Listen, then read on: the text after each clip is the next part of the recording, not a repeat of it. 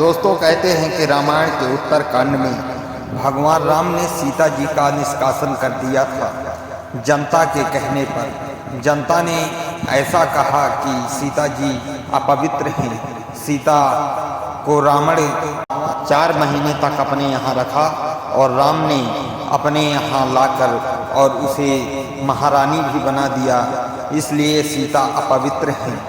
परंतु यह औरत जात को कमज़ोर दिखाने के लिए यह कथा अलग से रामायण में जोड़ी गई है, जो कि बाद में किसी ने जोड़ दी है।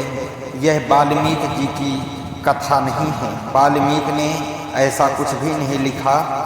वाल्मीकि ने तो बस वहाँ तक लिखा जब राम राज्य अभिषेक हो जाता है और राम राज्य चालू हो जाता है। इसके बाद वाल्मीकि ने यह कहकर समापन कर दिया कि 11,000 वर्ष तक भगवान राम इस प्रकार से राज किए और समापन हो जाता है। रामायण के कुछ कथाओं के अनुसार मैं यह कहने की कोशिश करूंगा कि राम ने सीता जी का निष्कासन नहीं किया होगा।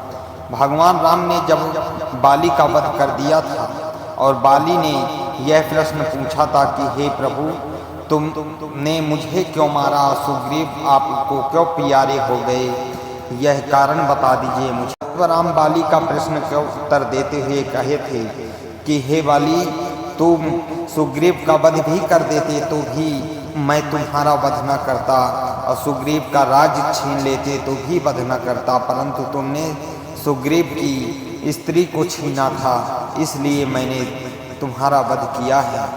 क्योंकि अनुज वधू और भगनी सुतनारी ये सब कन्या के समान होती हैं, अपनी पुत्री के समान होती हैं, उनका आदर करना चाहिए। और तुमने उन्हीं का निरादर किया और अपने छोटे भाई की बहू को तुमने बलपूर्वक अपने राज्य में पत्नी की तरह रखा, इसलिए तुम मारने योग्य हो और तुम्हारा वध करने से मुझे कोई पाप नहीं लगता।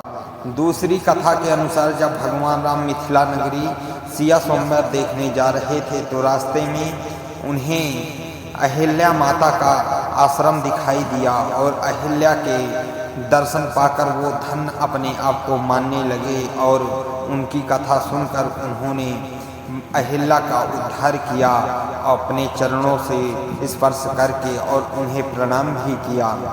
राम मानते थे कि अगर इंद्र दोषी नहीं है तो अहिल्या किस प्रकार से दोषी हो गई, क्योंकि उसके साथ छल हुआ था। इसलिए भगवान राम ने अहिल्या का उद्धार किया और सारे जगत को यह बताया कि केवल औरत ही दोषी नहीं होती, किसी कुकर्म के लिए पुरुष भी दोषी होते हैं।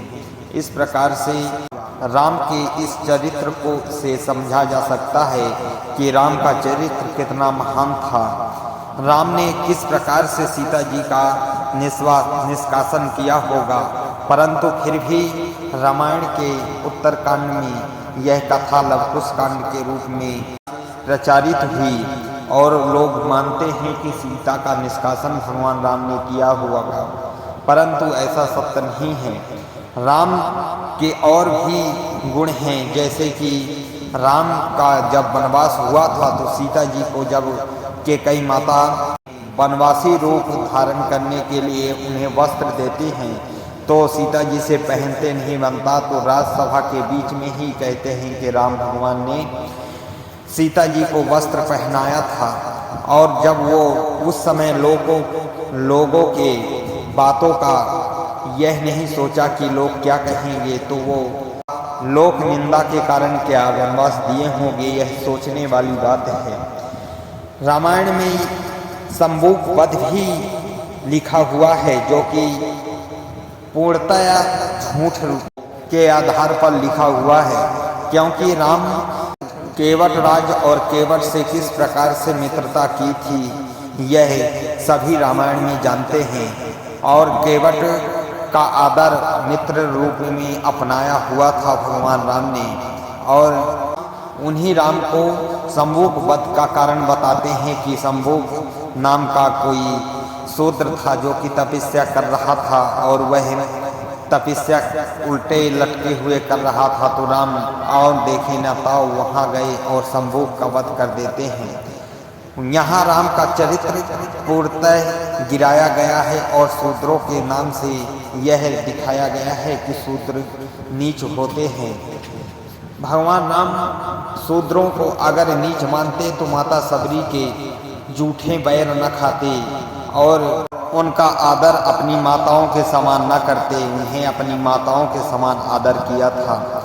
भगवान राम औरतों को भी बड़ी इज्जत करते थे। देखिए, दुश्मन की पत्नी मंदोदरी के साथ भी आदर का प्रयोग किया भगवान श्री राम ने। उनके साथ आदर इस प्रकार किया कि जब रावण का वध हो जाता है और मंदोदरी आती हैं तो मंदोदरी की छाया को देखकर भगवान राम थोड़ा सा इधर उधर हो जाते हैं और फिर कर मंदोदरी को प्रणाम करते हैं और उनसे क्षमा याचना भी करते हैं कि हे माता, मैंने उनके दोष के कारण, रावण के दोषों के कारण उनका वध किया है। जिसके कई माता ने वनवास होने का कारण बनी थी भगवान श्री राम के, उन्हीं को जब वह अयोध्या वापस लौट कर आते हैं तो सबसे पहले प्रणाम करते हैं और के कई माता से कहते हैं कि हे माता, धन्य हैं आप जो भरत जैसे भाई को जन्म दी हैं। आप जैसे महान कोई संसार में नहीं है। वही राम को औरतों का विरोधी बताया गया। रामायण में उत्तरकांड राम विरोधी है। राम को शूद्रों का विरोधी और औरतों के विरोधी के रूप में दर्शाया गया है। इसलिए दोस्तों, मैं नहीं मानता कि उत्तरकांड सत्य है। दोस्तों, आप लोग क्या मानते हैं कमेंट बॉक्स में ज़रूर लिखें। और अगर राम भगवान को आप भगवान मानते हैं तो कमेंट बॉक्स में जय श्री राम जरूर लिखें और मेरे इस वीडियो को लाइक करें। जय श्री राम दोस्तों।